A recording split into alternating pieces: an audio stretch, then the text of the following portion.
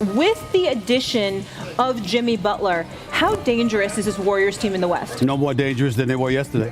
Let's call You're it what not it is. moved. I'm not moved at all. Listen, and that's no knock against Jimmy Butler, but what we're not going to do today is call this a mega deal. It is not a mega deal. The fact of the matter is, if Jimmy Butler had ended up in Phoenix with Kevin Durant and Devin Booker, that would have been a mega deal. But him being in Golden State, you got to understand something. We're accustomed to seeing Steph Curry with Klay Thompson. Jimmy Butler's not a Klay Thompson caliber player, not a type of player, rather. It's been fascinating to watch how things have turned around for the Golden State Warriors since they traded for Jimmy Butler. They've quickly become one of the top teams in the league, setting up a playoff showdown with the Houston Rockets. Meanwhile, things aren't looking so great in Phoenix. Devin Booker reportedly wants out, Bradley Beal isn't happy with the franchise, and it looks like Kevin Durant could be on his way out too. Back to the Warriors, this team has become dangerous. Giving Stephen Curry a teammate like Butler, who can create his own shot and manage the offense when Steph is on the bench, has made a huge difference. They're not just solid, they're one of the best teams in the NBA right now. It doesn't matter if they're a 7th seed or coming out of the play-in. Every sign since that trade points to a serious contender. And as for the Rockets, they should be very concerned. When you have Steph Curry and Jimmy Butler combining for 141 points over their last 2 games, it's clear something special is happening. And that's not even counting their playmaking ability, something both players bring at a high level. Take a look at how Steph works the floor. He passes to Draymond Green, gets it right back, then gives a quick fake to freeze Zubac before finding Draymond again for an easy drive to the basket. Or watch him on the wing. He faces up, drives to draw the defense, then delivers a perfect pass to Kevon Looney for a layup. Plays like these show why Steph and Jimmy are one of the best duos in the league. They're not just elite scorers. They're smart, unselfish players who know how to create for others.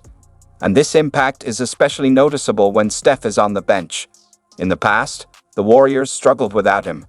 Now, with Jimmy Butler on board, they have someone who's used to leading a team and running the offense. He doesn't need to carry the load all game, just for half of it. And that's well within his comfort zone. Look at this play. Butler faces up, drives into the paint, and with the defense collapsing, he kicks it out to a wide-open shooter for 3. Or after grabbing an offensive rebound, he keeps the play alive and sets up another clean look. This is what makes the current Warriors team so dangerous. 2 stars who can score, create, and lead at any moment. Jimmy Butler's impact on the Warriors is hard to miss. Just watch how he fools the Grizzlies, looking one way, then sipping a no-look pass to Santos under the basket for an and one. That's classic Jimmy. Now, when I say the Warriors are one of the best teams in the NBA, some might think it's an exaggeration, but the numbers tell a different story. Since Butler joined the team 30 games ago, Golden State ranks 1st in defense, 9th in offense, and 3rd in net rating. Only the Thunder and the Celtics, both title favorites, have better records during that stretch. Let's talk about that defense. This isn't a short-term streak. Minus 30 games is a solid sample size. And the reason behind their defensive dominance is clear. Draymond Green. Despite what some critics say, Draymond didn't just start playing defense recently. He's been anchoring this unit, and right now, he looks like the defensive player of the year. Keep in mind, the Warriors have a better defensive rating than the Cavaliers. And unlike Cleveland, Draymond isn't playing next to someone like Jarrett Allen all season. But once he got the right support around him, the Warriors became the top defensive team in the league. This Warriors team doesn't just have one elite defender anymore, they have 2. Watch how Moses Moody locks in on Ja Morant, pressuring the ball. Brandon Podziemski helps by sliding over, and Jimmy Butler jumps in to trap, forcing a turnover. That's team defense at its best. Jimmy is known for being an aggressive defender. He takes chances, and while that occasionally backfires, it usually pays off, especially when you have someone like Draymond Green covering the back end. Draymond is always in position to clean up any breakdowns. His timing is near perfect. Take this sequence. Podziemski is all over Desmond Bane, and when the ball swings to Jaren Jackson Jr., Jimmy is already reading the play.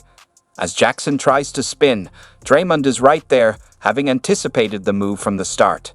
That kind of awareness is rare. Or this play, Jimmy sees a mismatch in the paint that A.S. Curry posted up. Just as Eddie gathers the ball, Jimmy slips around and strips it clean. These defensive reads and quick reactions are what make him so dangerous. And again, it all works because Draymond is the anchor. On a handoff play with Delano Banton, Moody gets beat, but Draymond is already waiting at the rim, or on another play, as Jimmy pressures Scottie Pippen Jr., Draymond's ready the moment Pippen turns left, cutting him off immediately.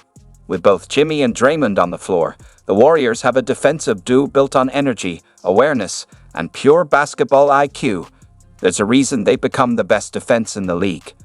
The Warriors have had the #1 defense in the NBA for the past 30 games. And great defense isn't just about physical talent. It's also about communication. It's about knowing where to be and when to be there. Draymond Green is one of the most vocal players in the league, for better or worse, and Jimmy Butler is the same way. Jimmy talks constantly on the court, calling things out before they even happen.